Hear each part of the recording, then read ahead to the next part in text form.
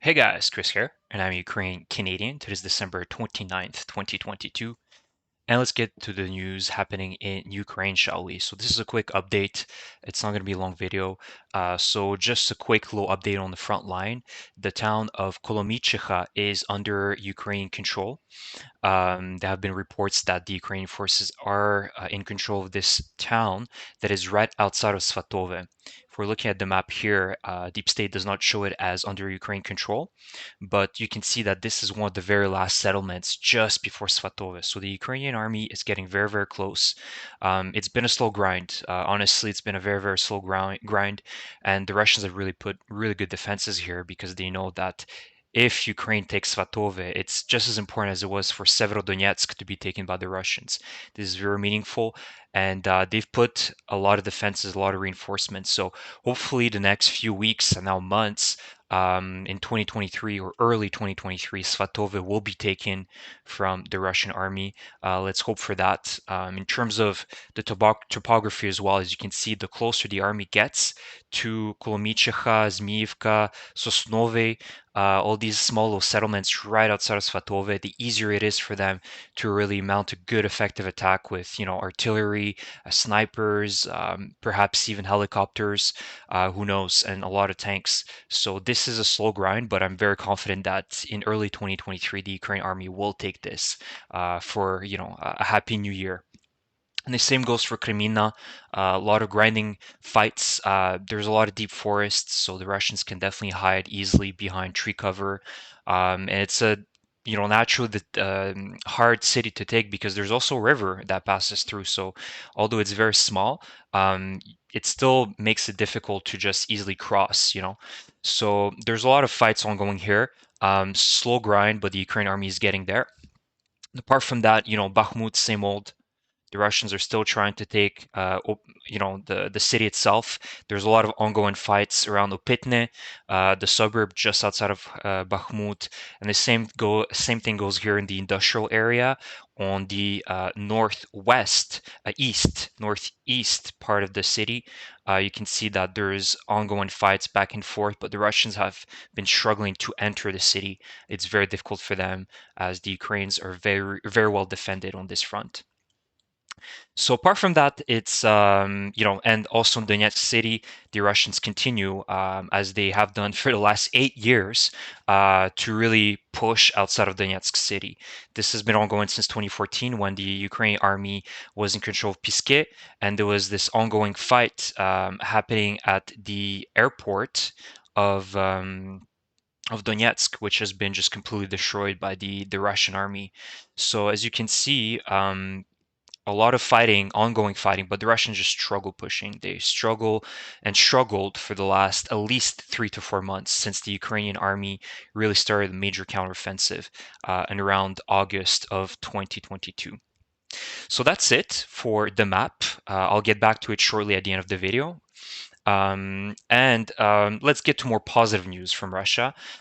Is that a drunken conscript beats his senior officer to death in Russia. So this happened about a week ago, where a drunk senior sergeant attacked a captain in the compartment of a staff carriage of a military train at Misyash station. The senior officer died on the spot from his injuries.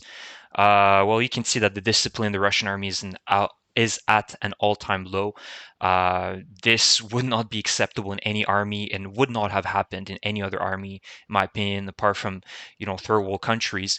You can see that the fact that they've mobilized so many men, so many incompetent men to fight who are could be alcoholics, drug addicts, thieves. Obviously, from the Wagner PMC, we've seen that they've been conscripting people from jail.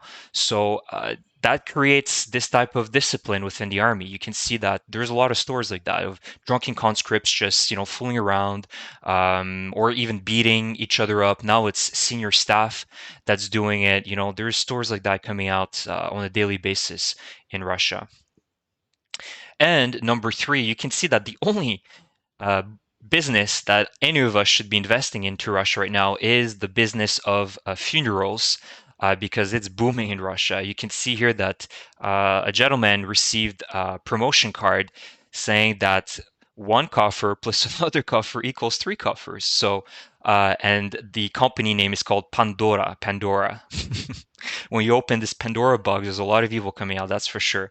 Again, I'm not really sure. Maybe it's edited or photoshopped. I wouldn't be surprised if this is actually the case, but take it with a grain of salt as well. Yeah, so I mean, this is kind of funny that this is the only booming business in Russia, and just like it's surreal to think that people would be passing that along, like in the streets. But here we are in Russia. This is the reality. Last video before I finish this, just a quick video showing you how the Russians have been really building up the defenses in Zaporizhia.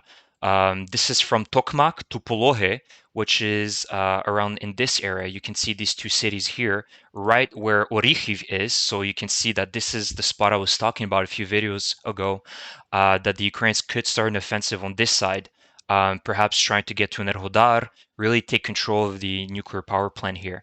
But the Russians are very scared of this offensive.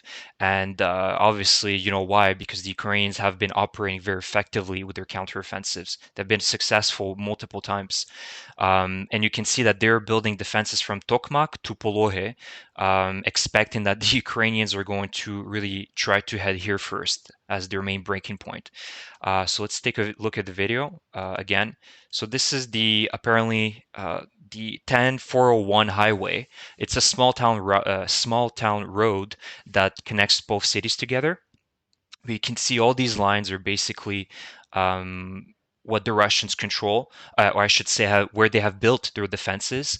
And you can see that's very, quite saturated with trenches and things like that. So it's not going to be an easy fight, and perhaps the Ukrainians will start to rethink where they should be hitting first. But you can see that Polohe and Tokmak are quite dense settlements. If you look at the map again, there is a good amount of people that live in both these cities. So you can see that this is the road right here that connects both cities. If I can continue through Tarasivka, Romanivske, Ocheretuvate. So this is the road that leads into Tokmak. So, I mean, it's definitely interesting to see that they really are expecting something going on here. So that's it, guys. If you enjoy my content, please subscribe to my channel. Leave me a comment about what you think the Ukrainian army should do on this front. Should they go through Vasiliivka, closer to the water, or they should go around, Polohe, or will they do a frontal assault? We'll see. So let me know about that, and please, enjoy your day. And the New Year is happening soon as well. So I'll wish you guys a New Year once we'll get there. Take care. Bye.